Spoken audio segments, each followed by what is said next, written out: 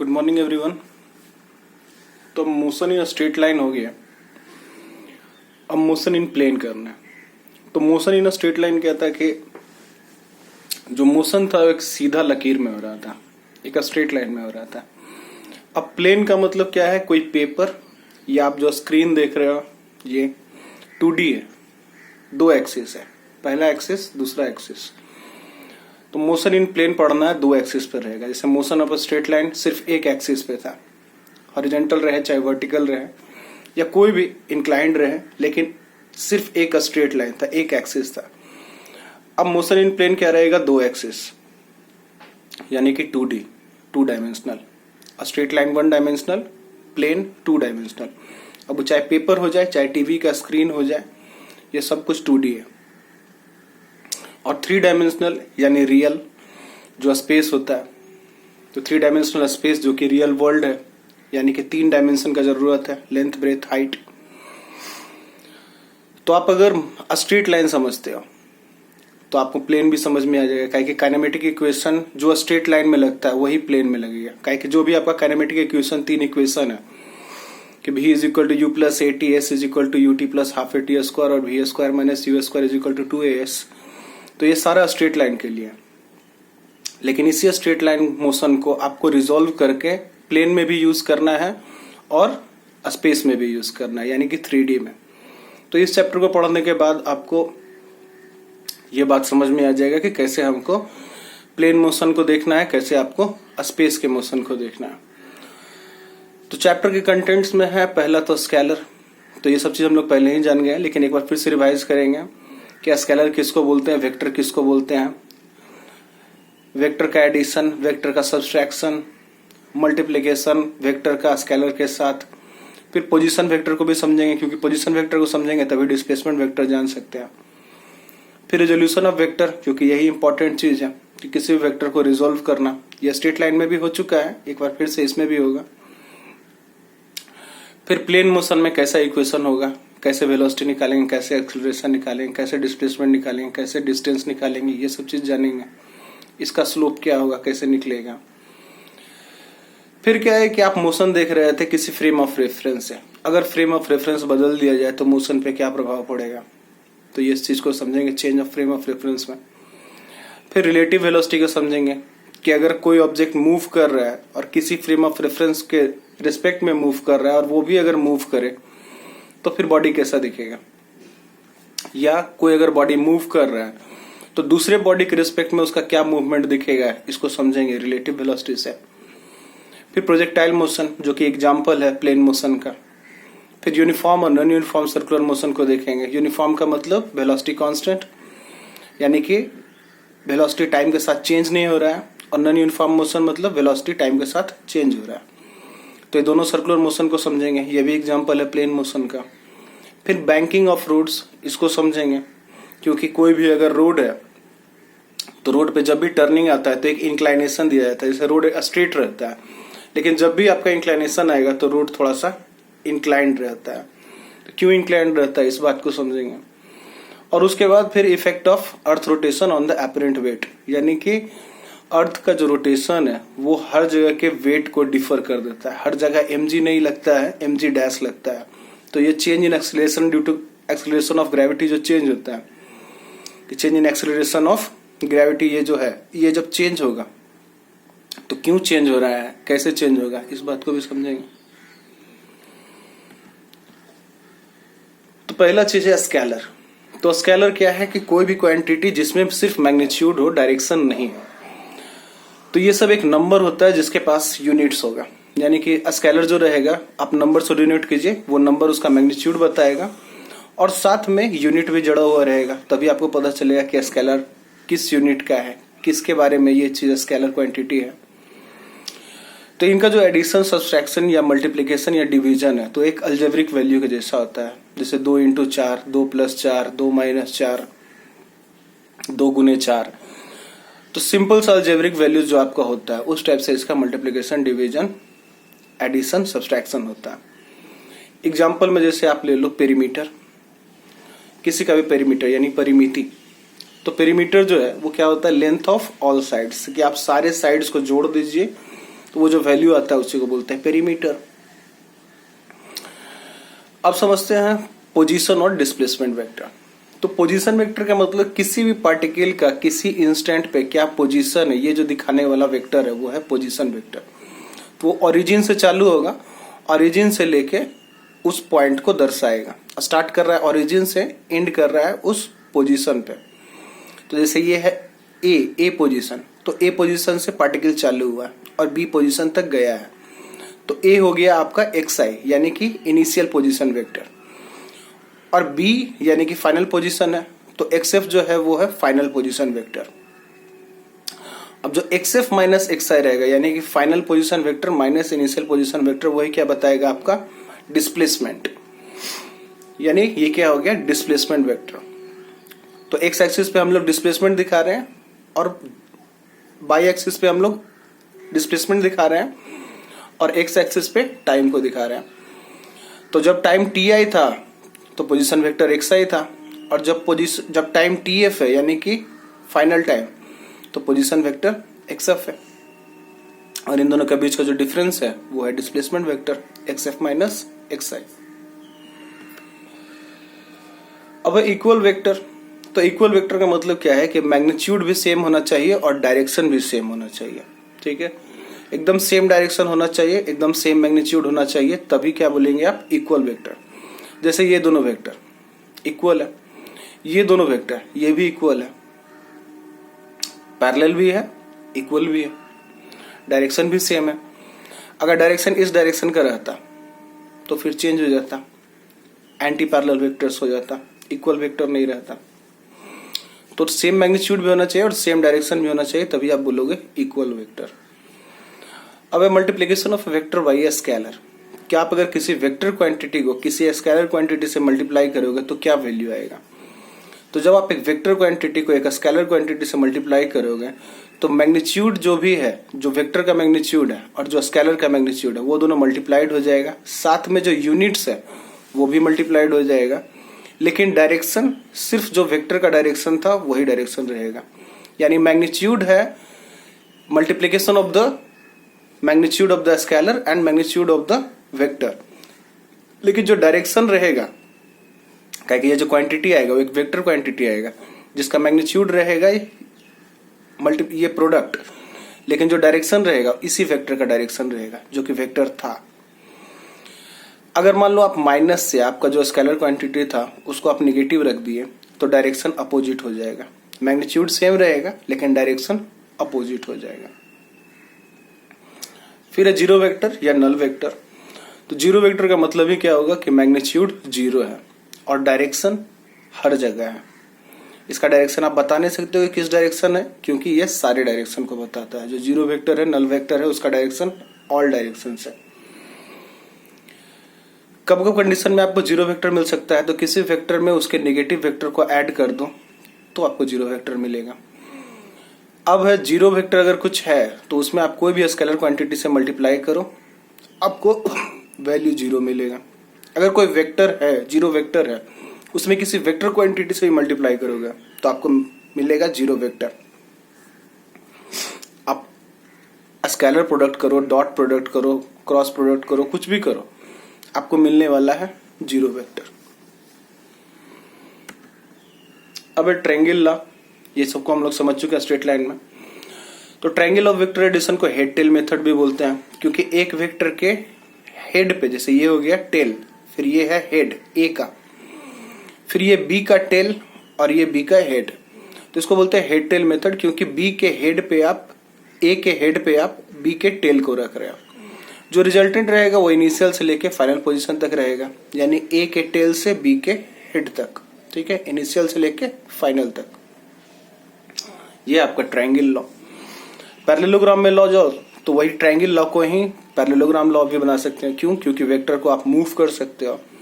तो बी को आप मूव कर दिए बिना डायरेक्शन चेंज किए, बिना मैग्नीट्यूड चेंज किए। तो यहाँ पे भी थीटा बन रहा था, यहाँ पे भी थीटा बन रहा है। ए और बी के बीच का जो एंगल था, यहाँ पे भी थीटा है, यहाँ भी ए और बी का बीच के जो एंगल है वो भी थीटा है। लेकिन ये जो ट्रायंगल लॉ है वो हेड टेल मेथड है, क्योंकि इसके हेड पे बी का टेल है, लेकिन यहाँ दोनों का टेल मैच करता है पैरेललोग्राम लॉ में। रिजल्टेंट आपको सेम मिलेगा, इंक्लाइनेशन सेम मिलेगा। अब ये है a plus b is equal to r, क्योंकि एडिशन हो रहा है a प्लस बी का, a plus b is giving r, यहां पे भी a plus b giving r। जो मैग्नीट्यूड आएगा रिजल्टेंट का वो रहेगा a square plus B square plus 2ab cos theta का स्क्वायर रूट। ये सब चीज कैसे होगा, रिजोल्यूशन करके बता दिया गया था। जो रिजल्टेंट का इंक्लाइनेशन अल्फा आएगा वो b sine theta by a plus b cos theta, ये भी स्ट्रेट लाइन का ही है। कोई ट्रायंगल रहे कि किसी एक ट्रायंगल का कॉमन सा, इसका यूज होता है ट्रायंगल्स में, कि ट्रायंगल्स में भी आपको अगर किसी एक साइड का, दो साइड आपके पास दिया हुआ है और उन दोनों साइड के बीच का एंगल अगर आपके पास दिया रहे तो तीसरा साइड आप निकाल सकते हो। तो मान लो एक ट्रायंगल है जिसका एक साइड a है, दूसरा साइड b है और तीसरा साइड r को आप मान लिए और ये एंगल आपका थीटा रहा, तो फिर ये वैल्यू कितना आएगा, इस साइड का वैल्यू, ये आप इस लॉ से निकाल सकते हो, लॉ ऑफ कोसाइन्स। फिर सब्सट्रैक्शन ऑफ वेक्टर यानी a माइनस बी। तो ये मान लो आपका वेक्टर a हो गया और ये वेक्टर b हो गया, तो इसके अपोजिट में सेम मैग्नीट्यूड लेकिन अपोजिट डायरेक्शन में वेक्टर आएगा माइनस b। तो a और b का रिजल्टेंट क्या है, r, और a और माइनस b का रिजल्टेंट है r डैश। जो इंक्लाइनेशन r का है वो है अल्फा और जो r डैश का इंक्लाइनेशन है वो है alpha dash. Composition of vector करके देख सकते हैं, क्योंकि वेक्टर को आप मूव कर सकते हो बिना डायरेक्शन, बिना मैग्नीट्यूड चेंज किए। तो a को हम मूव किए, यहाँ पे a बन गया, पैरेललोग्राम लॉ है। a को मूव किए a बन गया, b को मूव किए b बन गया, इधर माइनस b को मूव किए माइनस b बन गया, इधर भी a को मूव किए a बन गया। पैरेललोग्राम बन गया ना, ऊपर भी पैरेललोग्राम नीचे पैरेललोग्राम, लेकिन ऊपर का पैरेललोग्राम a प्लस बी के लिए है, नीचे का पैरेललोग्राम a माइनस बी के लिए है। इसको रिजोल्व करके देख लिया, अगर ये माइनस बी है और ये एंगल थीटा है, क्योंकि ये एंगल थीटा तो ये भी एंगल थीटा, ठीक है, कि दो पैरेलल लाइन को अगर एक स्ट्रेट लाइन काटे तो इसको बोलते हैं ये एंगल इक्वल होगा। अब ये माइनस बी है, ये थीटा है, तो ये माइनस बी कॉस थीटा हो गया। ये जो परपेंडिकुलर रहेगा वो माइनस बी साइन थीटा हो जाएगा। यानी यहाँ पे जो रिजल्टेंट आएगा वो रहेगा a square plus B square plus 2ab cos 180 degree minus theta. क्यों? क्योंकि a और माइनस बी का जो एंगल है वो रहेगा 180 माइनस थीटा। अगर a और b के बीच का एंगल थीटा है तो a और माइनस बी का एंगल 180 माइनस थीटा रहेगा। तो cos थीटा में वही वैल्यू रखते हैं जो a और b के बीच का रहता है, क्योंकि ये सब तो सिर्फ मैग्नीट्यूड है। तो a स्क्वायर, a मैग्नीट्यूड किसका है, a वेक्टर का, b मैग्नीट्यूड है b वेक्टर का, और थीटा यहाँ पे लिखते हैं जो कि a और b के बीच में रहता है। तो a और माइनस बी के बीच में तो 180 माइनस थीटा है, तो cos थीटा की जगह 180 माइनस थीटा लिखा, इसलिए r dash is equal to square root of a square plus b square minus 2ab cos theta. जो इंक्लाइनेशन आएगा अल्फा डैश वो निकलेगा b sine theta divided by a minus b cos theta, क्योंकि ये b cos theta तो आपके पास होगा नहीं, सिर्फ इतना वैल्यू बचा है आपके पास, a में से ये वैल्यू कट गया, इसलिए tan alpha dash is equal to b sine theta by a minus b cos theta. अब जो वेक्टर एडिशन है वो कम्यूटेटिव है। कम्यूटेटिव का मतलब a plus b is equal to b plus a.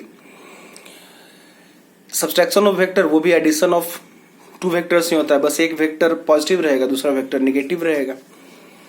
तो a minus b is equal to minus b plus a, तो ये भी क्या है, वेक्टर लॉ इज कम्यूटेटिव। तो दोनों केस में आप देख लिए a plus b is equal to b plus a और a minus b is equal to minus b plus a. अब रेजोल्यूशन ऑफ वेक्टर, तो रेजोल्यूशन ऑफ वेक्टर का मतलब कि एक वेक्टर को जब आप दो या दो से ज्यादा वेक्टर जो कि नॉन कॉलिनियर हो, ठीक है, नॉन कॉलिनियर का मतलब एक लाइन में नहीं आना चाहिए, ठीक है, कोलिनियर का मतलब एक लाइन, लेकिन नॉन कॉलिनियर का मतलब एक लाइन में जब नहीं रहे तो उसको क्या बोलते हैं, नॉन कॉलिनियर, यानी कि एक लाइन में नहीं होना चाहिए। तो यहाँ पे ए वेक्टर और बी वेक्टर दोनों एक लाइन में तो नहीं है, स्ट्रेट लाइन में तो नहीं है, ठीक है। तो ए और बी क्या होता है, कंपोनेंट्स ऑफ द वेक्टर है। अब मान लो कि हमको कैपिटल ए वेक्टर निकालना है और उसका कंपोनेंट है ए और बी, लेकिन ए और बी को हमको अल्फा से मल्टीप्लाई करना पड़ा, कि मैग्नीट्यूड को बढ़ाना पड़ा अल्फा से मल्टीप्लाई करके, बीटा का भी मैग्नीट्यूड बढ़ाना, बी का भी मैग्नीट्यूड बढ़ाना पड़ा बीटा से मल्टीप्लाई करके, और तब हमको रिजल्टेंट मिला कैपिटल ए। तो रिजोल्यूशन ऑफ वेक्टर हम किए हैं a is equal to alpha a plus beta b. अब यूनिट वेक्टर, तो यूनिट वेक्टर का मतलब वो वेक्टर जिसका मैग्नीट्यूड एक रहे और डायरेक्शन जो उस वेक्टर का था जिसका आप यूनिट बनाए हो, ठीक है।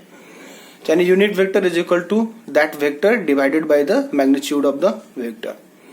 तो इसका मैग्नीट्यूड रहेगा एक और डायरेक्शन वही रहेगा जो उस वेक्टर का था।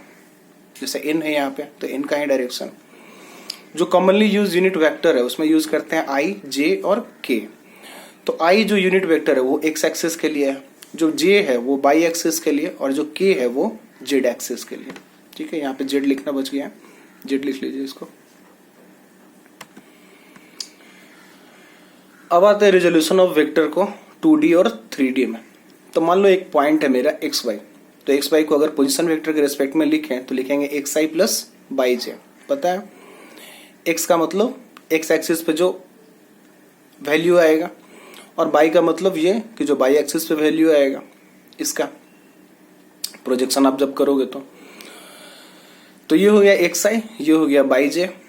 अब जो x है अगर थीटा के रेस्पेक्ट में देखा जाए कि एंटी क्लॉकवाइज जो x एक्सिस के साथ बनता है वही थीटा रहता है, तो ये एंगल अगर थीटा है तो y एक्सिस के साथ 90 डिग्री माइनस थीटा बनाएगा। अगर ये पूरा a है कि पोजीशन वेक्टर a दिखा रहे हैं, तो इसका जो मैग्नीट्यूड रहेगा उसको सिर्फ a रखें, तो जो x रहेगा वो a cos थीटा रहेगा और जो y रहेगा वो a sin थीटा रहेगा। यानी कि position vector a is equal to xi plus yj is equal to a cos theta i plus a sin theta j। अगर cos के टर्म में सिर्फ देखा जाए तो यहाँ पे 90 डिग्री माइनस थीटा है, यानी a cos theta i plus a cos 90 minus theta j। क्यों? क्योंकि y एक्सिस के साथ कितना एंगल बना रहा है 90 डिग्री माइनस थीटा, और cos 90 minus theta sin theta ही आएगा। यानी कि कभी भी आप किसी वेक्टर को रिजोल्व करना चाहते हैं तो cos के टर्म में ही रिजोल्व कर दे सकते हैं कि किस एक्सिस के साथ कितना एंगल बना रहा है। तो x एक्सिस के साथ थीटा बना रहा है, y एक्सिस के साथ 90 डिग्री माइनस थीटा बना रहा है, तो यहाँ पे cos 90 डिग्री माइनस थीटा है। जो मैग्नीट्यूड आएगा वो रहेगा x square plus y square, क्योंकि परपेंडिकुलर है तो a square plus B square plus 2ab cos theta. तो अगर थीटा 90 रहेगा तो cos 0 हो जाएगा, यानी कि a square plus B square ही सिर्फ बचेगा। तो इसलिए square root of x square plus y square. अगर 3D में करना चाहें तो ये आपका 3 कोऑर्डिनेट आएगा x y z। तो आप अगर दिखाओगे, अब जैसे इस चीज को देख लो कि जो इंक्लाइनेशन x एक्सिस के साथ है वो अल्फा है, जो इंक्लाइनेशन y एक्सिस के साथ है वो बीटा है, और जो इंक्लाइनेशन z एक्सिस के साथ है वो गामा है। तो a is equal to x i plus y j plus z k. अगर रेस्पेक्ट में दिखाओ कंपोनेंट्स के, तो a is equal to a cos alpha, y is equal to a cos beta, और z is equal to a cos gamma, जो कि a जो है वो magnitude of the position vector है। अगर मैग्नीट्यूड निकालना है कभी भी तो magnitude of a vector is equal to A is equal to x square plus y square plus z square, ठीक है। जो cos अल्फा cos बीटा और cos गामा इसको डायरेक्शन कोसाइंस भी बोलते हैं, और आपको इसी से पता चल गया होगा कि direction cosines cos square alpha plus cos square beta plus cos square gamma is equal to 1 आएगा। अब रिजोल्यूशन ऑफ वेक्टर को फिर से देखते हैं कि अगर एडिशन सब्सट्रैक्शन होगा तो 2D में अगर a प्लस बी करें तो आपको x एक्सिस पे जो कंपोनेंट है उसको ऐड कीजिए, और जो y कंपोनेंट पे जो ऐड है उसको ऐड कीजिए, यानी ax plus b x i plus a by plus b by j. जो रिजल्टेंट आएगा वो x एक्सिस के कंपोनेंट का whole square plus y axis के कंपोनेंट का होल स्क्वायर का स्क्वायर रूट। जो एंगल बनेगा वो y axis divided by x axis का कंपोनेंट, और जो अल्फा रहेगा वो एक्सिस के साथ ही रहेगा, ठीक है। अगर 3 वेक्टर है आपके पास a प्लस बी प्लस सी, तो ऐड कीजिए तीनों वेक्टर के x कंपोनेंट को और तीनों वेक्टर के y कंपोनेंट को। जो मैग्नीट्यूड निकलेगा वो x कंपोनेंट का whole square plus y component का होल स्क्वायर। जो x एक्सिस के साथ एंगल बनेगा वो y एक्सिस का summation divided by x axis का summation. Resolution of vector in 3D, तो अभी तक सिर्फ i और j आ रहा था क्योंकि 2 एक्सिस था, 2D था। अब 3D आया तो 3 एक्सिस आएगा x y z, और यूनिट वेक्टर आपका रहेगा i j k। तो मान लो आपका वेक्टर है a प्लस बी माइनस सी, तो जो भी x एक्सिस का कंपोनेंट है उसको ऐड कीजिए, ax plus b x minus c by c x, का ये माइनस में है तो माइनस सी एक्स। i ये हो गया आपका x एक्सिस का, फिर a by plus b by minus c by, और j क्योंकि ये हो गया आपका बाई एक्सिस का, a z plus b z minus c z into k, तो ये आपका हो गया जेड एक्सिस का। रिजल्टेंट निकालना है तो एक्स कंपोनेंट का whole square plus y component का whole square plus z component का होल स्क्वायर और स्क्वायर रूट, क्योंकि सारा क्या है परपेंडिकुलर। डायरेक्शन निकालने का मन करे तो आपका रिजल्टेंट आप निकाल ही चुके हैं। Resultant into cos alpha is equal to x component, resultant into cos beta is equal to y component, resultant into cos gamma is equal to z component. अब लॉ ऑफ साइंस भी देख लेते हैं, कहीं लॉ ऑफ कोसाइंस देख लिए तो law of sines भी देख लेते हैं कि क्यों भी कोई भी अगर ट्रायंगल रहे तो मान लो ये है कैपिटल ए और कैपिटल ए के साइड के अपोजिट में जो एंगल है वो है स्मॉल ए।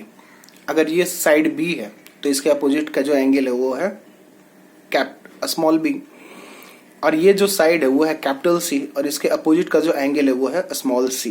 तो लॉ ऑफ साइंस क्या बोलता है, sine of angle a by a is equal to sine of angle b by b is equal to sine of angle c by c.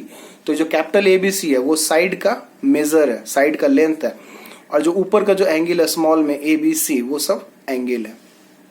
तो इसी लॉ को बोलते हैं लॉ ऑफ साइंस।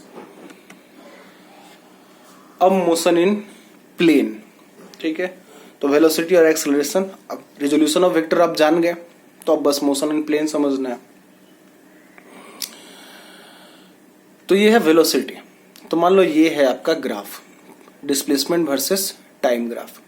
ये ए आपका पोजीशन वेक्टर इनिशियल का, ये b हो गया फाइनल पोजीशन, तो एक्स आई जो है वो है position vector for initial and x f हो जाएगा position vector for final. X f minus x i हो जाएगा आपका डिस्प्लेसमेंट वेक्टर, और ये आपका मान लो थीटा जो है एंगल है वो एक्स एक्सिस के साथ बना रहा है पॉजिटिव। तो एवरेज वेलोसिटी जो रहेगा मान लो यहां से यहां तक, ये आपका कर्व था, जो ब्लू कर्व जो है वो आपका ट्राजेक्टरी बता रहा है कि किस टाइप से कर्व गया है, क्या ट्रेवल किया है, किस हिसाब से कर्व मतलब जो बॉडी था वो क्या मूवमेंट किया है, ये आपको दिखा रहा है ब्लू कलर का। तो हमको अगर वेलोसिटी निकालना है तो वेलोसिटी सिर्फ डिपेंड करता है इनिशियल और फाइनल पोजीशन पे। वेक्टर है वो डिस्टेंस जैसा नहीं है, ये बस इनिशियल और फाइनल पोजीशन पे वैल्यू करता है। तो average velocity is equal to x f minus x i, final position vector minus initial position vector divided by time interval. तो time interval final time minus initial time, तो ये आपका आ गया एवरेज वेलोसिटी। अगर किसी इंस्टेंट पे निकालना है कि पूरा कर्व जो ट्रेजेक्ट किया, जो बॉडी मूव कर रहा था, तो एक पर्टिकुलर इंस्टेंट पे कितना वेलोसिटी था, तो इसको आपको निकालना है। तो यानी कि आपको स्लोप देखना पड़ेगा कि उस कर्व का कितना स्लोप है उस पॉइंट पे, यानी स्लोप ऑफ द टेंजेंट कितना है उस पॉइंट पे। और इसी के लिए डिफरेंशिएशन का भी यूज होता है कि इंस्टेंटेनियस वेलोसिटी भी निकालना है तो dx by dt।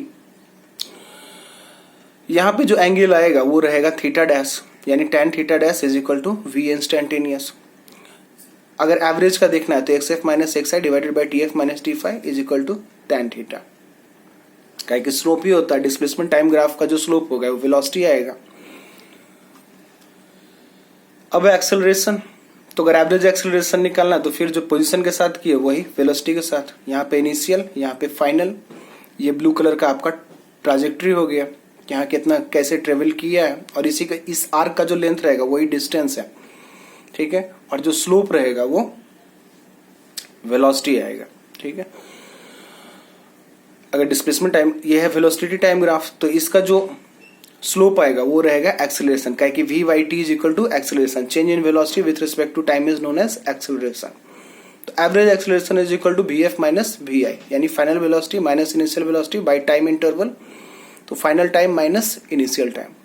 Instantaneous acceleration निकालना रहे, यानी कि आपको उस पॉइंट पे कितना एक्सेलरेशन है, यानी कि अगर बॉडी मूव कर रहा था तो एक पर्टिकुलर इंस्टेंट पे क्या उसका एक्सेलरेशन था, तो ये आपको डिफरेंशिएट करके मिलेगा, चाहे उस पॉइंट पे जो टेंजेंट का स्लोप आएगा उससे निकलेगा। तो यहाँ पे मान लो थीटा डैश बन रहा है, तो tan theta dash is equal to a instantaneous, यानी इंस्टेंटेनियस एक्सेलरेशन।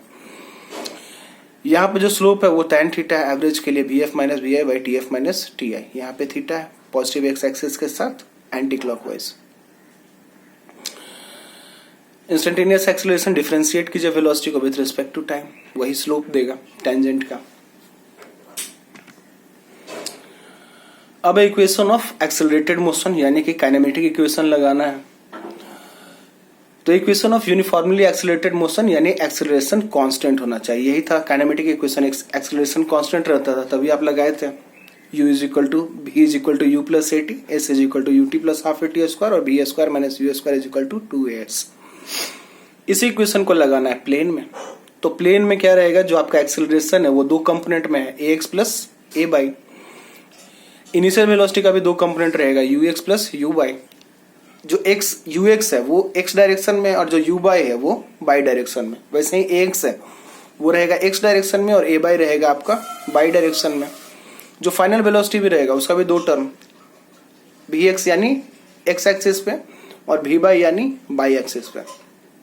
तो जो भी आपका काइनेमेटिक इक्वेशन है उसको लगाइए, लेकिन दो एक्सिस पे लगेगा, पहला x एक्सिस पे, दूसरा y एक्सिस पे। तो ये सब आपका हो गया, ये सब फॉर्मूला है, उसको x एक्सिस और y एक्सिस पे लगाना है।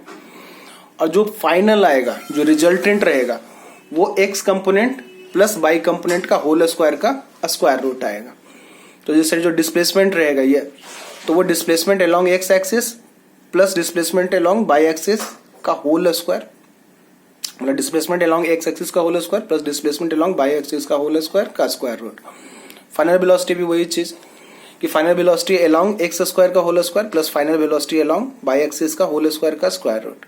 जो इनिशियल वेलोसिटी रहेगा वो भी initial velocity along x square का whole square plus final velocity initial velocity in the y direction का होल स्क्वायर का स्क्वायर रूट। यही तो आप रिजोल्यूशन ऑफ वेक्टर में भी देख चुके हैं।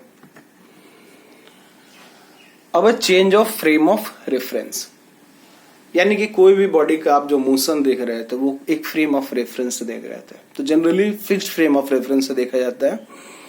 तो फिक्स्ड फ्रेम ऑफ रेफरेंस का वेलोसिटी भी जीरो, एक्सेलरेशन भी जीरो, सब कुछ जीरो होता है। फिक्स्ड फ्रेम ऑफ रेफरेंस का मतलब है कि उस पर कोई फोर्स नहीं लग रहा है, ठीक है। तो हम लोग जनरली उसका वेलोसिटी जीरो लेके चलते हैं। कांस्टेंट वेलोसिटी भी हो सकता है, लेकिन हम लोग जीरो यहाँ पे भी लेके चल रहे हैं कि फिक्स्ड फ्रेम ऑफ रेफरेंस है, इसका वेलोसिटी भी जीरो है और एक्सेलरेशन भी जीरो। ये आपका फर्स्ट फ्रेम ऑफ रेफरेंस है जो कि मूव कर रहा है vm स्पीड से। ये है सेकंड फ्रेम ऑफ रेफरेंस जो कि मूव कर रहा है vr से, और ये है थर्ड फ्रेम ऑफ रेफरेंस जो कि मूव कर रहा है vs से। तो अगर फिक्स्ड फ्रेम ऑफ रेफरेंस से फर्स्ट को देखा जाए तो ये vm के स्पीड पे मूव कर रहा है। सेकंड फ्रेम ऑफ रेफरेंस को देखा जाए, फिक्स्ड फ्रेम ऑफ रेफरेंस है तभी vr दे रहा है, और थर्ड को भी देखा जाए फिक्स्ड फ्रेम ऑफ रेफरेंस है तभी vs आ रहा है। अगर सेकंड फ्रेम ऑफ रेफरेंस को फर्स्ट फ्रेम ऑफ रेफरेंस से देखेंगे तो हमको वेलोसिटी दिखेगा vr माइनस vm। अगर थर्ड फ्रेम ऑफ रेफरेंस को फर्स्ट फ्रेम ऑफ रेफरेंस से देखेंगे तो हमको वेलोसिटी दिखेगा vs माइनस vm। और वही अगर थर्ड फ्रेम ऑफ रेफरेंस को सेकंड फ्रेम ऑफ रेफरेंस से देखेंगे तो हमको वेलोसिटी मिलेगा vs माइनस vr। यही है रिलेटिव वेलोसिटी, यानी कि मोशन जो है वो हमेशा रेस्पेक्ट में होता है कि आप किसके रेस्पेक्ट में देख रहे हो। तो अगर फिक्स्ड फ्रेम ऑफ रेफरेंस के रेस्पेक्ट में देख रहे हो तो जिस वेलोसिटी के साथ वो मूव कर रहा है वही वेलोसिटी दिखेगा। लेकिन आपका फ्रेम ऑफ रेफरेंस ही अगर मूव कर रहा है तो फिर जो आपको वेलोसिटी दिखेगा वो उसी फिक्स्ड फ्रेम ऑफ मतलब उस फ्रेम ऑफ रेफरेंस के रिस्पेक्ट में दिखेगा। यानी vr पे ये मूव कर रहा था, लेकिन अगर आप vm से देखिएगा तो ये वेलोसिटी दिखेगा आपको vr माइनस vm। वही जो थर्ड है वो vs के रिस्पेक्ट में मूव कर रहा है, लेकिन वो फिक्स्ड के रिस्पेक्ट में। अगर फर्स्ट के रिस्पेक्ट में देखा जाए तो वो vs माइनस vm दिखेगा, और सेकंड के रिस्पेक्ट में देखें तो vs माइनस vr दिखेगा। अब आप v31 को इज इक्वल टू समझो कि velocity of 3 with respect to 1, ठीक है। तो यानी कि velocity of 3 with respect to 2 plus velocity of 2 with respect to 1। अब velocity of 3 with respect to 2 का मतलब v3 माइनस v2, और v21 का मतलब v2 माइनस v1। तो इसको ऐड कीजिए तो ये v3 माइनस 2 है, ठीक है। vs माइनस vr, तो vs आपका 3, vr आपका 2। यहाँ पे v21 यानी v2 माइनस v1, तो ऐड कीजिएगा तो माइनस 2 प्लस 2 क्रॉस हो जाएगा, बचेगा सिर्फ v3 माइनस v1 यानी vs माइनस v1, ठीक है। सेम करना है आपको, जैसे जो चीज वेलोसिटी के साथ हुआ वही आपका एक्सेलरेशन और डिस्प्लेसमेंट दोनों के साथ होगा, ठीक है। यानी a31 is equal to a3 minus a1, यानी a32 प्लस a21। डिस्प्लेसमेंट के साथ भी वही चीज होगा कि x31 is equal to x32 plus x21 या x3 माइनस x1। अब रिलेटिव वेलोसिटी। तो रिलेटिव वेलोसिटी के बारे में पहले ही बोल दिया है कि कोई भी वेलोसिटी अगर कोई बॉडी मूव कर रहा है और उस मूव करते हुए बॉडी के रिस्पेक्ट में किसी मोशन को देखा जाए तो वो आपको रिलेटिव मोशन दिखेगा। तो अगर वेलोसिटी का बात किया जाए कि एक बॉडी कुछ एक वेलोसिटी से मूव कर रहा है और आप दूसरे बॉडी को देख रहे हो जो भी एक वेलोसिटी से मूव कर रहा है, तो अगर इस बॉडी से आप देखोगे उस मोशन को तो आपको रिलेटिव वेलोसिटी नजर आएगा। तो relative velocity comes into picture when both bodies are moving. तो VAB का मतलब relative velocity of A with respect to V, यानी VA माइनस VB।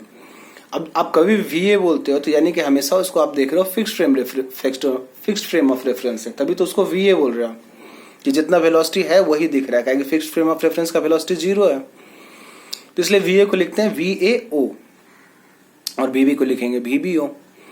वैसे ही VBA is equal to relative velocity of B with respect to A, यानी VB minus VA, यानी VBO minus VAO। अब आप इसको देख सकते हो कि जो VAB है वो माइनस ऑफ VBA है, या VBA जो है वो माइनस ऑफ VAB है, यानी मैग्नीट्यूड दोनों का कांस्टेंट है, सेम है, कांस्टेंट नहीं सेम है कि जो VAB का मैग्नीट्यूड है वही VBA का भी मैग्नीट्यूड है, लेकिन जो डायरेक्शन है वो अपोजिट है, यानी VAB is equal to minus of VBA। अब एनसीईआरटी का 2 एग्जाम्पल समझते हैं रिजल्टेंट वेलोसिटी और रिलेटिव वेलोसिटी के डिफरेंस को समझने के लिए। कि मान लो विंड चल रहा है और बारिश हो रहा है, ठीक है, यानी हवा भी चल रहा है और बारिश हो रहा है, तो फिर जो रेन ड्रॉप्स गिर रहा है वो किस डायरेक्शन में जाएगा। तो आपको रेन ड्रॉप्स का अगर डायरेक्शन निकालना है तो यहाँ पे आएगा रिजल्टेंट वेलोसिटी, यानी कि velocity of the wind plus velocity of the rain. तो रेन नीचे गिर रहा है और विंड इधर लेके जा रहा है, लेकिन ये दोनों जो है विंड का वेलोसिटी और रेन का नीचे mg का वेलोसिटी, ठीक है, मतलब जो mg फोर्स के कारण जो वेलोसिटी बन रहा है, तो ये दोनों फोर्स एक्ट करेगा उस पार्टिकल पे और उसका वेलोसिटी चेंज कर देगा। तो यहाँ पे जो resultant velocity of the particle आएगा वो रहेगा v ओमेगा, मतलब VW velocity of the wind plus velocity of the rain. Inclination देखना चाहो कि भाई इंक्लाइनेशन कितना रहेगा, तो alpha is equal to VW plus VR, ठीक है, यहाँ पे VW रहेगा, आप मूव कर दो इसको, VW by VR, perpendicular by base. लेकिन आपको रिलेटिव वेलोसिटी देखना है कि यार रिलेटिव वेलोसिटी बताओ कि मान लो एक कार मूव कर रहा है, ठीक है, एक कार जा रहा है रोड पे और रेन गिर रहा है नीचे, तब बताओ कि रेन किस डायरेक्शन पे उस पे इम्पैक्ट करेगा कार पे, ये कार पे किस डायरेक्शन पे गिरेगा, तब आपको आएगा रिलेटिव वेलोसिटी। क्या कि 2 मूवमेंट आ रहा है आपका, दोनों बॉडी मूव कर रहा है, एक तो आपका रेन ड्रॉप्स भी गिर रहा है और साथ में कार भी मूव कर रहा है, तो यहाँ पे आ गया रिलेटिव वेलोसिटी।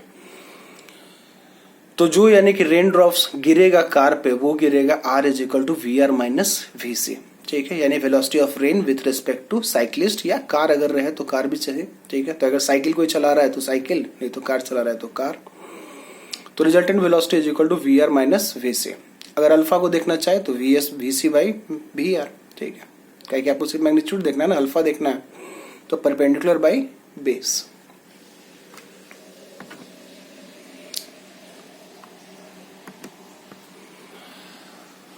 दो और एग्जाम्पल देखते हैं कि मान लो एक आदमी है वो नदी में तैर रहा है, ठीक है, तो हम अगर बाहर से देखें तो किस टाइप का डायरेक्शन उसका फ्लो का दिखेगा। कि मान लो कि वो आदमी है बड़ी, मतलब कि रिवर चल रहा है अपने डायरेक्शन में और ये एकदम पूरा रिवर को क्रॉस करना चाह रहा है परपेंडिकुलर डायरेक्शन से, उसका जो मूवमेंट है जैसे जिस टाइप से वो तैर रहा है वो परपेंडिकुलर डायरेक्शन में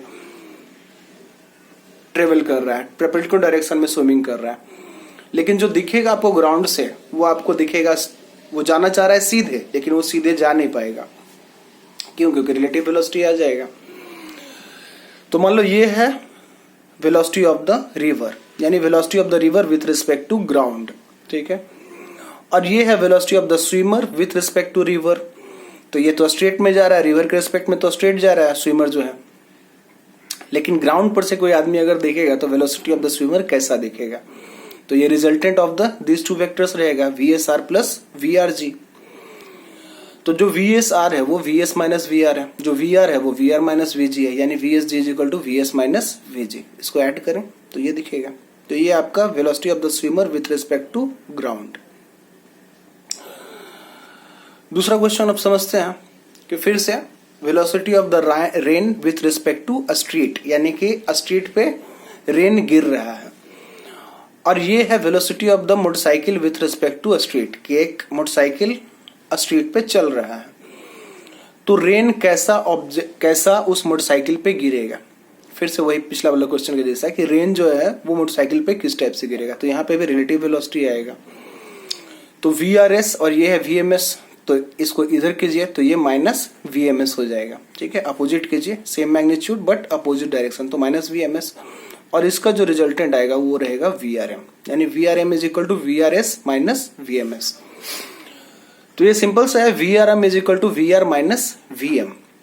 लेकिन कभी भी आप एब्सोल्यूट वेलोसिटी ये रिलेटिव वेलोसिटी निकालते हैं, यानी v r m is equal to v r minus v m, तो आपको रखना है सेम फ्रेम ऑफ रेफरेंस। ठीक है, तो यहाँ पे जैसे एस को रखा गया स्ट्रीट को, ठीक है, चेंज करके देखो तो v r m plus v m s is equal to v r s. ठीक है, तो यहाँ पे भी एम, यानी कि इसका जो सेकेंड है वो इसका first, v r m is equal to v m S.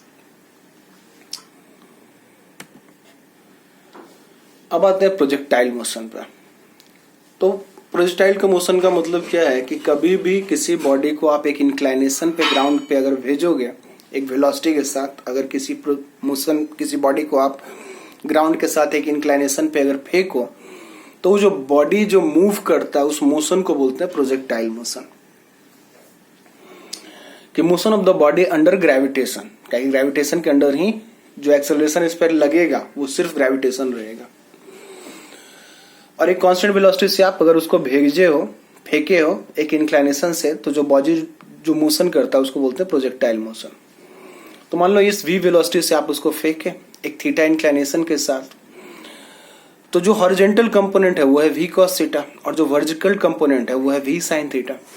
लेकिन वर्टिकल कंपोनेंट जो रहेगा उस पे तो ग्रेविटेशन लगेगा, कहीं ग्रेविटेशन हमेशा नीचे लगते रहता है। तो v sin थीटा पे तो ग्रेविटेशन लगेगा, लेकिन v cos थीटा पे कोई इफेक्ट नहीं आने वाला है, कोई एक्सेलरेशन नहीं लगता v cos थीटा पे। तो जो इक्वेशन ऑफ मोशन यानी जो डिस्टेंस का जो बनेगा या डिस्प्लेसमेंट का जो इक्वेशन बनेगा वो रहेगा v by is equal to v sin theta into t minus half into g t square, यानी u t plus half a t square हो रहा है। तो यहाँ पे acceleration is equal to minus g है, और एक्सेलरेशन हमेशा माइनस जी रहेगा। क्यों? क्योंकि डाउनवर्ड्स है। आपका साइन कन्वेंशन क्या है? अपवर्ड्स का positive.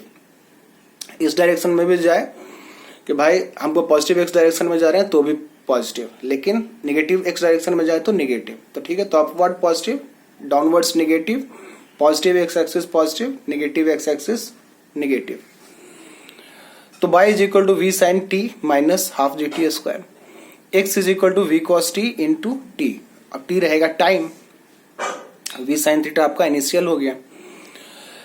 Time to achieve maximum height, तो कभी भी मैक्सिमम और मिनिमम आए तो उसको आप डिफरेंशिएट कर दीजिए जिसके रिस्पेक्ट में आपको बोले। यही है स्लोप, यानी कि जीरो होता है ना, मैक्सिमम और मिनिमम पे दोनों पे स्लोप क्या होगा? जीरो। तो हमको अगर टाइम निकालना है और मैक्सिमम हाइट पे देखना है कि किस टाइम पे मैक्सिमम हाइट आएगा, तो हाइट को डिफरेंशिएट कर दीजिए टाइम से और इक्वेट कर दीजिए जीरो से। तो बाई को डिफरेंशिएट किया टाइम के रिस्पेक्ट में और इक्वेट किया जीरो से, तो टाइम मेरा आया v साइन थीटा बाई जी, यानी कि इस टाइम पे हमको मैक्सिमम हाइट मिलेगा। ये है कैपिटल एच। तो इसमें ये जो इक्वेशन, ये जो टी आपके पास आया, इसको बाई में पुट कर दीजिए तो आपको एच मैक्स मिल जाए, मतलब एच कैपिटल एच मिल जाएगा जो कि बाई मैक्स है। तो पुट करने पे वैल्यू आया यही, यहाँ पे टी को बस पुट कर देना इस इक्वेशन में बाई में, तो मेरा वैल्यू आया v साइन थीटा का होल स्क्वायर बाई 2g।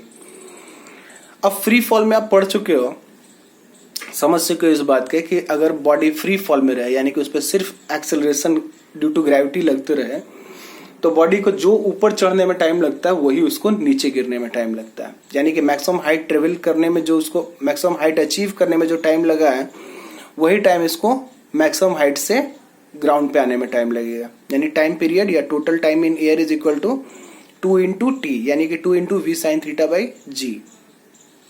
जो रेंज आएगा वो क्या रहेगा कि टोटल हॉरिजॉन्टल डिस्टेंस कितना मूव किया। तो टोटल हॉरिजॉन्टल जो मूव किया है वो क्या रहेगा v cos theta into capital t, क्योंकि यहाँ पे एक्सेलरेशन तो कुछ है नहीं, यानी कि कांस्टेंट वेलोसिटी के साथ ही पूरा टाइम के साथ ये ट्रेवल किया है। तो v cos theta into capital t put कीजिए, आपको आएगा v square sine 2 theta by g. क्या साइन 2 थीटा का मतलब 2 sine theta into cos theta. जो मैक्सिमम रेंज आएगा वो कब आएगा जब sine 2 theta is equal to 1 हो जाए, यानी कि 2 theta is equal to 90 degree या theta is equal to 45 degree. अब है दो कंडीशन में आपको सेम रेंज मिलेगा, ठीक है, दो कंडीशन में आपको सेम रेंज मिलेगा।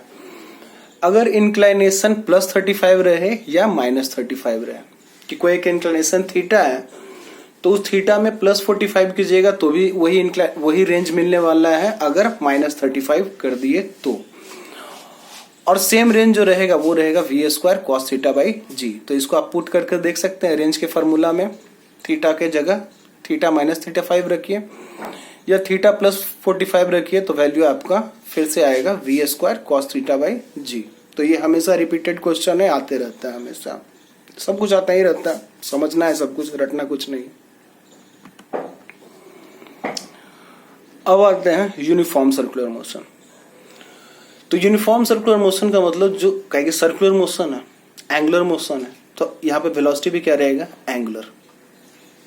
तो यूनिफॉर्म सर्कुलर मोशन में जो एंगुलर वेलोसिटी है वो है कांस्टेंट, लेकिन जो एंगुलर एक्सेलरेशन है वो है जीरो। तो अल्फा क्या है जीरो, एंगुलर एक्सेलरेशन जीरो और angular velocity constant. Linear speed जो है वो कांस्टेंट है, ठीक है, जो लीनियर स्पीड v है वो कांस्टेंट है, लेकिन लीनियर वेलोसिटी वो कांस्टेंट नहीं है। इसलिए नहीं कांस्टेंट है काहे कि मैग्नीट्यूड तो कांस्टेंट है लेकिन डायरेक्शन हमेशा बदल रहा है। तो डायरेक्शन जैसे हमेशा बदलते जा रहा है ना, तभी सर्कुलर मोशन हो पाएगा। और जब डायरेक्शन बदल रहा है यानी कि वेलोसिटी अगर चेंज हो रहा है तो यानी कि एक्सेलरेशन है, यानी लीनियर एक्सेलरेशन आपको कुछ मिलेगा। तो ये जो लीनियर एक्सेलरेशन है उसको टेंजेंशियल एक्सेलरेशन में बोलते हैं एटी। तो ये जैसे आपका पार्टिकल है ये मूव कर रहा है, ब्लू कलर का भी पहले रेड कलर से ब्लैक कलर से दिखाया गया इस सर्कुलर मोशन को। अब सर्कुलर मोशन हमेशा रेडियस पे डिपेंड करता है, इसलिए एक रेड कलर का भी दिखाया गया। तो ये डेल्टा एस हो गया कि मान लो कि ये आर्क लेंथ हो गया। तो arc length is equal to ये जो डिस्टेंस रहेगा, मतलब ये जो रेडियस है into r delta theta. Parallax आप पढ़ ही चुके हो, ठीक है। और ये आपका टेंजेंशियल एक्सेलरेशन कभी भी तो हमेशा टेंजेंशियल है, यानी टेंजेंट के अलॉन्ग रहेगा। तो ये है आपका लीनियर एक्सेलरेशन या टेंजेंशियल एक्सेलरेशन। और जो v है वो है लीनियर वेलोसिटी या टेंजेंशियल वेलोसिटी, तो दोनों एक ही डायरेक्शन में है। ये है सेंट्रीपिटल एक्सेलरेशन, यानी हमेशा टुवर्ड्स द एक्सेलरेशन रहेगा। और इसी के अपोजिट में रहेगा सेंट्रीफ्यूगल। जो रेडियस वेक्टर रहता है वो हमेशा सेंटर से बाहर जाते रहेगा, ठीक है, सेंटर टू द पॉइंट, ठीक है, from the centre to the point. हमेशा रेडियस वेक्टर हमेशा सेंटर से लेके पॉइंट तक जाता है। तो एटी आपको हो गया टेंजेंशियल या लीनियर एक्सेलरेशन, यानी कि डीवी बाई डी टी, ठीक है, linear velocity with respect to time. और जो वैल्यू आएगा वो है अल्फा आर, यानी एंगुलर एक्सेलरेशन इनटू रेडियस, जितना भी रेडियस बने उस पॉइंट पे। सेंट्रीपिटल एक्सेलरेशन जो है वो माइनस ओमेगा स्क्वायर या माइनस वी स्क्वायर आ रहा है, V is equal to omega R है, ठीक है। लीनियर वेलोसिटी या टेंजेंशियल स्पीड जो है वो है ओमेगा आर, और ओमेगा क्या है एंगुलर स्पीड, ठीक है। तो ये माइनस में इसलिए लिखे क्योंकि टुवर्ड्स द सेंटर रहेगा, ठीक है, और आर आपका इधर का पॉजिटिव है इसलिए नेगेटिव डायरेक्शन सेंट्रीपिटल एक्सेलरेशन का तो नेगेटिव ही आएगा। जो रिजल्टेंट एक्सेलरेशन आएगा वो सेंट्रीपिटल एक्सेलरेशन का whole square plus tangential acceleration का होल स्क्वायर, क्योंकि दोनों परपेंडिकुलर है। ओमेगा अब कांस्टेंट है, यानी कि एंगुलर वेलोसिटी कांस्टेंट, और ओमेगा इज इक्वल टू क्या है v बाई आर, यानी कि v1 by r1 is equal to v2 by r2। यानी आप अगर रेडियस चेंज कीजिएगा तो आपको लीनियर वेलोसिटी भी चेंज हो जाएगा, इसलिए आपका रेड कर्व भी दिखाया गया कि अगर इसका रेडियस चेंज हो गया तो लीनियर वेलोसिटी भी दोनों पॉइंट पे अलग अलग आएगा। अब delta theta is equal to angular displacement के मान लो p पोजीशन से p डैश पोजीशन पे गया है, तो ये है आपका angular displacement delta theta. Angular velocity is equal to angular displacement with respect to time. Angular speed is equal to 2 pi by capital T, यानी कैपिटल टी क्या है, टाइम पीरियड। ठीक है, तो टोटल जो एंगुलर मूवमेंट हुआ वो 2 पाई यानी 360 का ही हुआ है, और जो टाइम लगा वो है टाइम पीरियड, और 1 by time period is equal to क्या होगा, फ्रीक्वेंसी। इसलिए omega is equal to 2 pi by capital T या 2 पाई न्यू, और न्यू का मतलब फ्रीक्वेंसी यानी 1 by time period. Linear speed या linear tangential speed is equal to omega r. ठीक है, फ्रीक्वेंसी को मेजर करते हैं हर्ट्ज में यानी कि इनवर्स ऑफ सेकंड, और टाइम पीरियड को तो सेकंड में ही करते हैं। अब नॉन यूनिफॉर्म मोशन, तो नॉन यूनिफॉर्म मोशन का मतलब एंगुलर वेलोसिटी जो है वो कांस्टेंट नहीं है, और यहाँ पे एक्सेलरेशन आपको मिलेगा यानी एंगुलर एक्सेलरेशन रहेगा। ठीक है, और जो एंगुलर एक्सेलरेशन है वो कांस्टेंट है। ठीक है, नॉन यूनिफॉर्म सर्कुलर मोशन है, ठीक है, एक्सेलरेशन एंगुलर एक्सेलरेशन है, लेकिन जो भी एंगुलर एक्सेलरेशन है वो कांस्टेंट ही है। इसको बेहतर से समझने के लिए हम दो वेक्टर को समझते हैं, एक है रेडियल यूनिट वेक्टर और एक है टेंजेंशियल यूनिट वेक्टर। तो रेडियल वेक्टर यूनिट वेक्टर यानी रेडियस के अलोंग में जो यूनिट वेक्टर है, और टेंजेंशियल यूनिट वेक्टर यानी टेंजेंट के अलोंग में जो यूनिट वेक्टर है। तो इसका कंपोनेंट आप समझ सकते हो कि मान लो ये अगर थीटा है तो ये आपका आई साइन थीटा, और ये आपका आई कॉस थीटा, और इसके अपोजिट में जाओ तो ये आपका माइनस आई कॉस थीटा। ठीक है, तो अगर ये ई आर है तो E R is equal to component में आप तोड़ो तो आई कॉस थीटा और प्लस आई साइन थीटा। वही जो टेंजेंशियल वेक्टर है तो उसको आप अगर करो तो ये रहेगा J sine theta plus minus I cos theta. ठीक है, जो पोजीशन वेक्टर आर है वो is equal to magnitude of the radius vector into radius vector, unit radius vector. ठीक है, जो टेंजेंशियल या लीनियर वेलोसिटी है v is equal to omega into R, क्योंकि मैग्नीट्यूड ओमेगा इंटू आर है, और डायरेक्शन टेंजेंशियल यूनिट वेक्टर के direction में। टोटल एक्सेलरेशन हमेशा टेंजेंशियल प्लस सेंट्रीपिटल होता है, और centripetal minus omega square r है, डायरेक्शन ई आर का।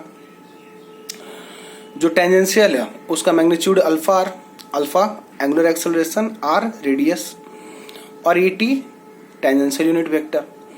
जो रिजल्टेंट रहेगा वो square root of a c square plus a t square, magnitude इसका।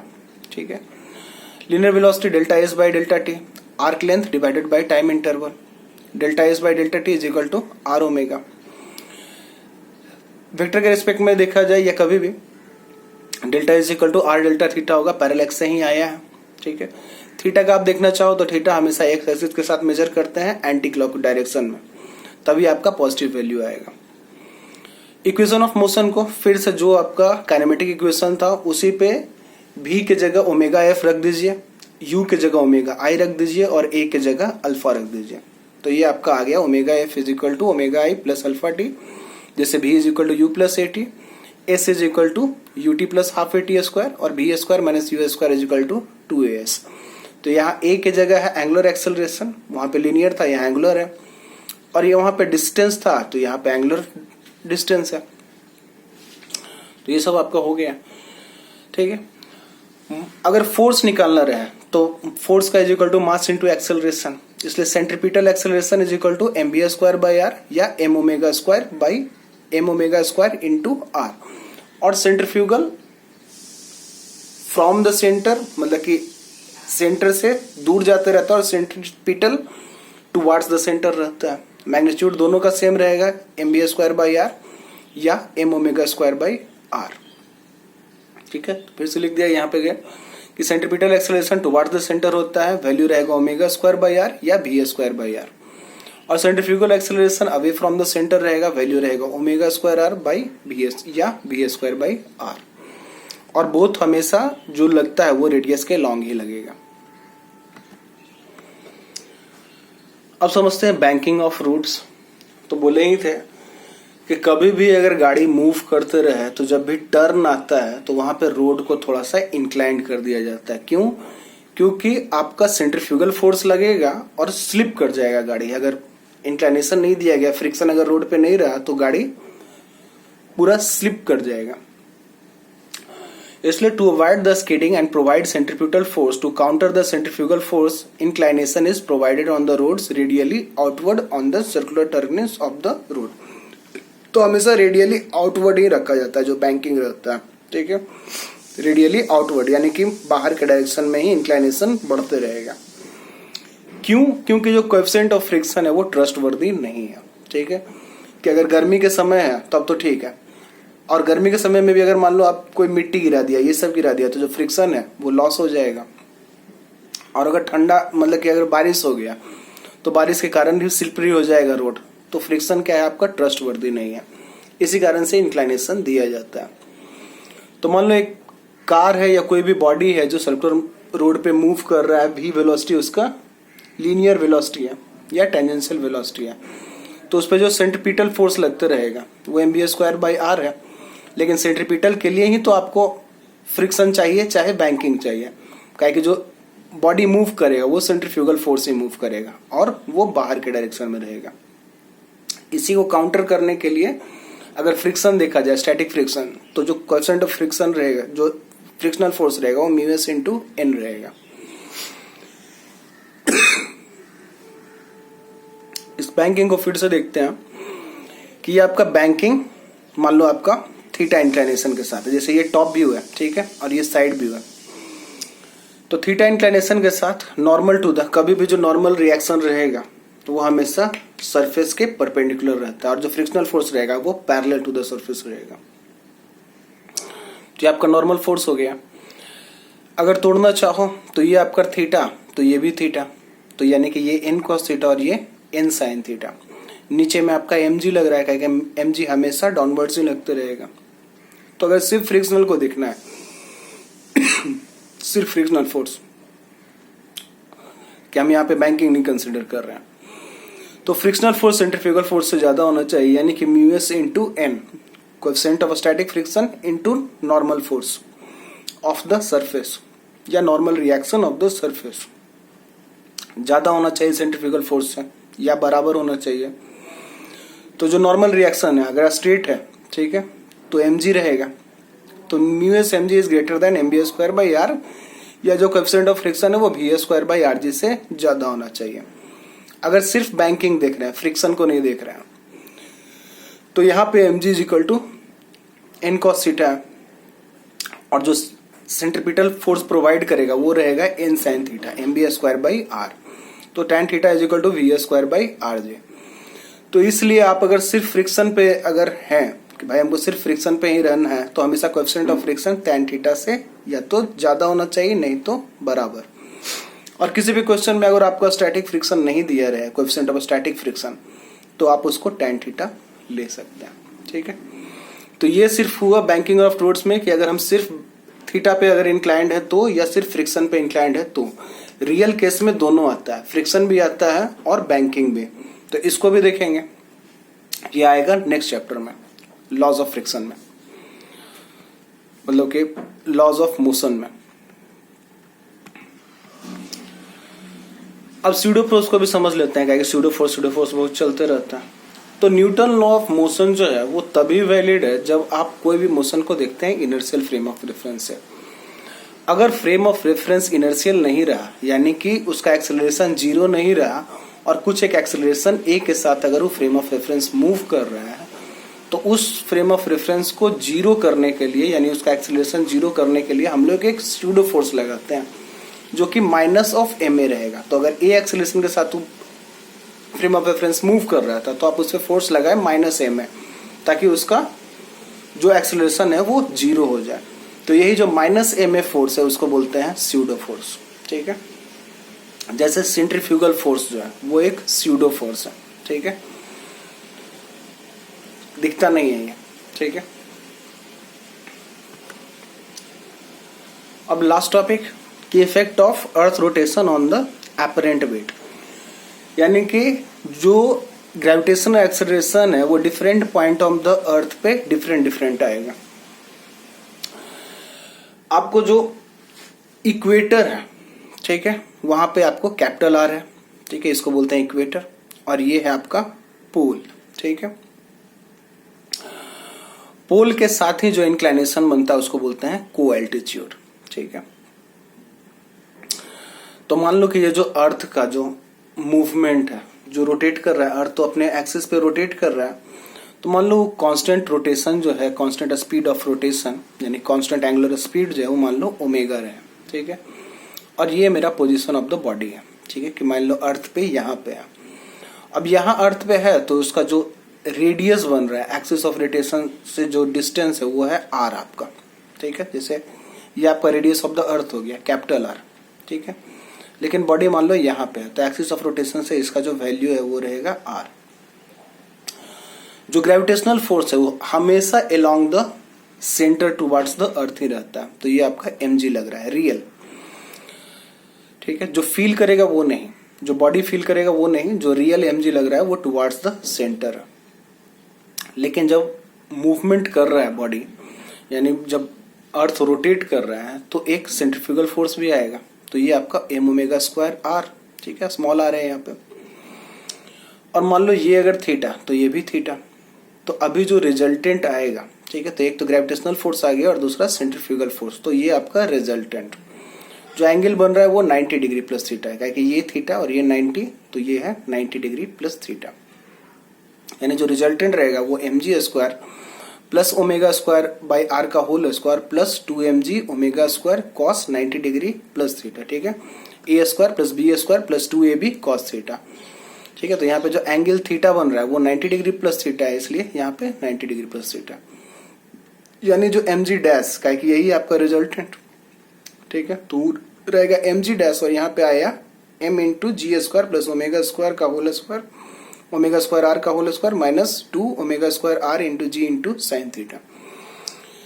तो यानी कि G dash is equal to ये square root of this value, यानी कि जो बॉडी था वो जी नहीं महसूस कर रहा है, वो महसूस क्या कर रहा है, जी डैश, ठीक है। इसलिए कभी भी जो कंस्ट्रक्शन होता है सिविल का अच्छा बिल्डिंग के लिए, भूकंप रोधी बिल्डिंग के लिए, वो जी डैश के हिसाब से होता है, जी के हिसाब से नहीं, ठीक है। तो जी डैश कैलकुलेट किया जाता है भूकंप रोधी मकान आपको कभी भी बनाना है तो, ठीक है। और effect of the rotation is not felt at the poles, कि आप अगर पोल पे चले जाओ तो आपको इफेक्ट ऑफ रोटेशन नहीं फील होगा, यानी सेंट्रीफ्यूगल फोर्स नहीं फील होगा, क्योंकि वहां पे आर का वैल्यू हो जाएगा 0, क्योंकि एक्सिस ऑफ रोटेशन पे ही आप है, तो distance from the axis of rotation आपका 0 है, इसलिए सेंट्रीफ्यूगल फोर्स भी नहीं महसूस होगा, और वहां पे आपको जो महसूस होगा वो सिर्फ mg महसूस होगा, ठीक है। तो सिर्फ एक पॉइंट ऑन द अर्थ है जहां पे सिर्फ mg लगता है, वो है पोल्स। तो ठीक है, थैंक यू। यहाँ पे चैप्टर हो गया कंप्लीट। नेक्स्ट रहेगा लॉज ऑफ मोशन, बहुत इंपॉर्टेंट है, ठीक है। Thank you.